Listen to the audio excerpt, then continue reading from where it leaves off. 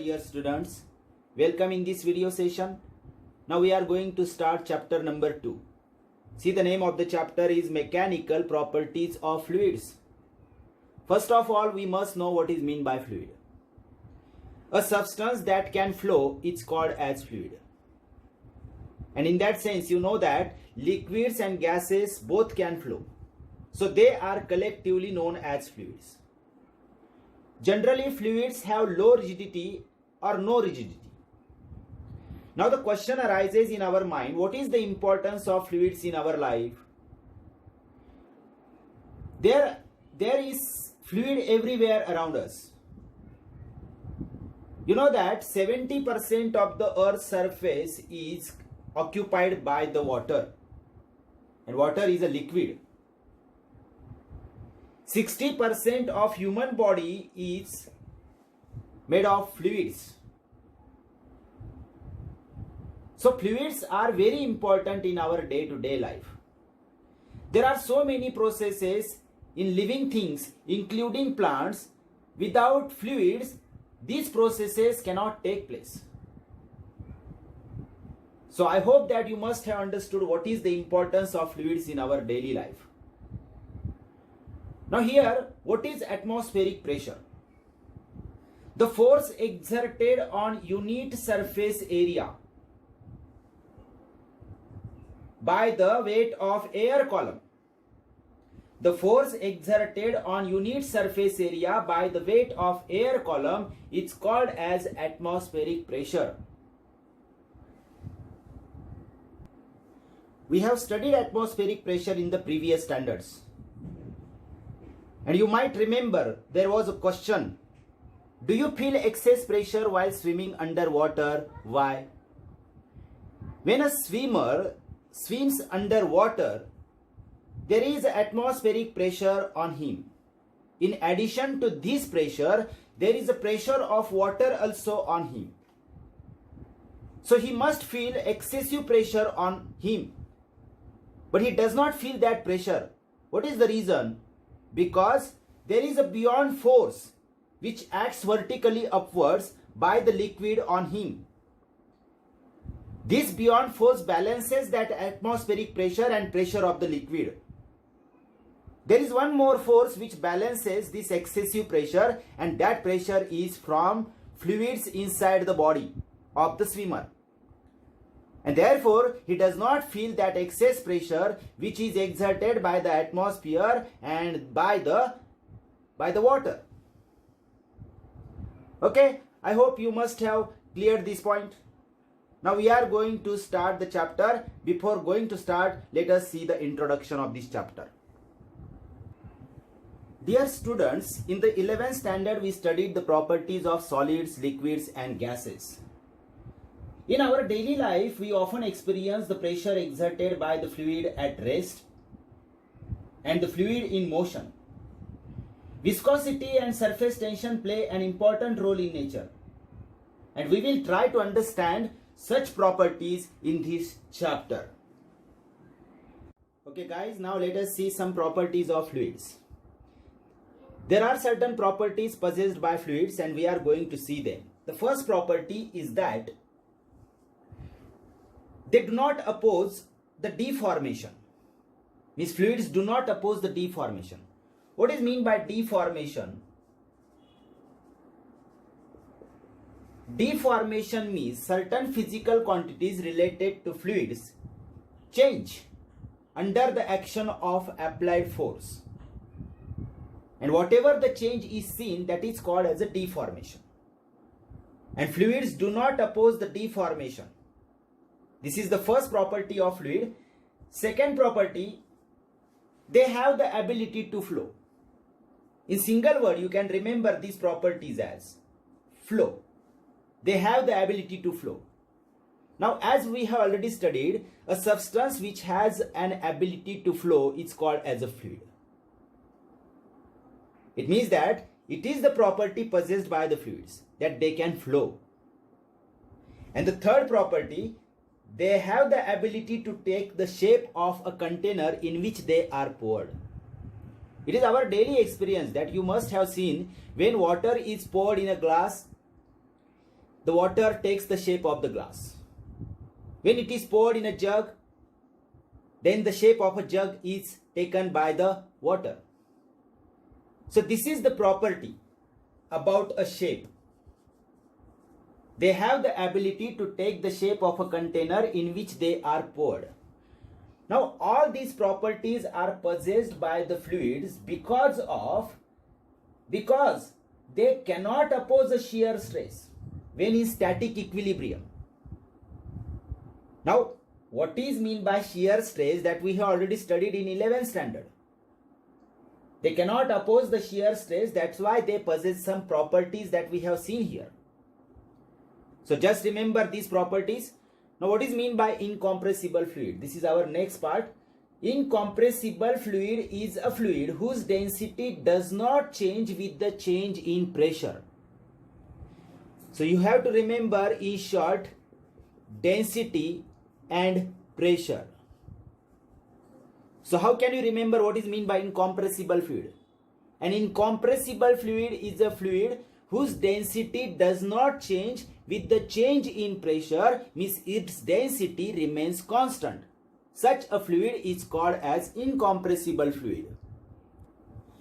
Okay guys, when we talk about ideal fluid, then there are certain properties possessed by the fluid, then we can say that the fluid is an ideal fluid. What are the properties?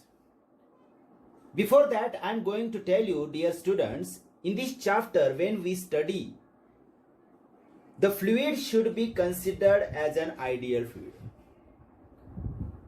But such a fluid possesses some properties, and the first property is that an incompressible fluid is an ideal fluid. Means it should be incompressible. What is incompressible? Just we studied. If the fluid is incompressible, means its density remains constant, then we can say that that fluid is an ideal fluid. Second, its flow is irrational. Flow is irrational means, what does it mean? It means that the flow is smooth and not turbulent. The flow of the fluid is smooth and not turbulent. What is mean by turbulent flow and streamline flow that we have already studied in the 11th standard. So when the flow of the fluid is not turbulent and when it is smooth, then we say that the flow is irrational. It means that such a fluid which possesses this property, it is an ideal fluid. Now the third property possessed by the fluid is it is non-viscous. This ideal fluid is non-viscous means what? There is no internal friction between the layers of fluid. When the liquid flows, there are certain layers. And if there is no friction between the layers of the fluid, then we say that that fluid is non-viscous fluid. And this property is possessed by the ideal fluid. And the fourth property that is possessed by the ideal fluid is its flow is steady. Flow is steady means what? At every time,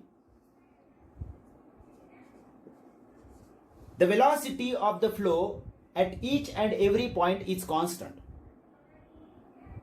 Means if we are considering the different points in the fluid, at each and every point the velocity is constant, means same, then we say that the flow is steady flow or it is a streamlined flow, smooth flow. Means this property is again repeated here. So steady flow means smooth flow. And all these properties are possessed by the fluids, then we can say that that fluid is an ideal fluid. So just remember, these are the properties of an ideal fluid.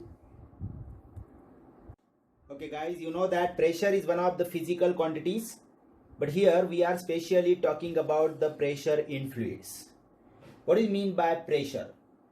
The normal force exerted by a fluid at rest. Fluid at rest means suppose the fluid is filled in a container and it is at rest. That normal force exerted by the fluid per unit surface area in contact.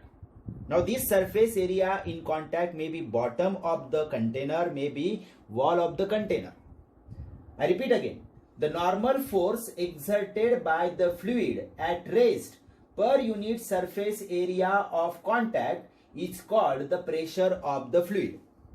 In that sense, we can write the formula for pressure. P is equal to F upon A. Here F means the normal force exerted by a fluid and A is the area of contact on which the normal force is acting. So pressure P is the pressure exerted by the fluid. Now you should know that pressure is a scalar quantity. SI unit of pressure is Newton per meter square, or it is also known as Pascal. And you should know the CGS unit of pressure is dyne per centimeter square, where dyne is the CGS unit of force and centimeter square or square centimeter is the CGS unit of area. So this dyne per centimeter square is the CGS unit of pressure. Now there are certain higher units also used for measuring pressure. What are those units? Those units are just like bar, hectopascal, torr. These are certain units which are also used for measuring pressure. Bar, hectopascal, torr. These are certain units of pressure. Now you should know the conversion factors for these units. Just like 1 bar is equal to 10 raised to 5 Newton per square meter. Or we can say 10 raised to 5 Pascal. 1 bar is equal to 10 raised to 5 Pascal. And 1 hectopascal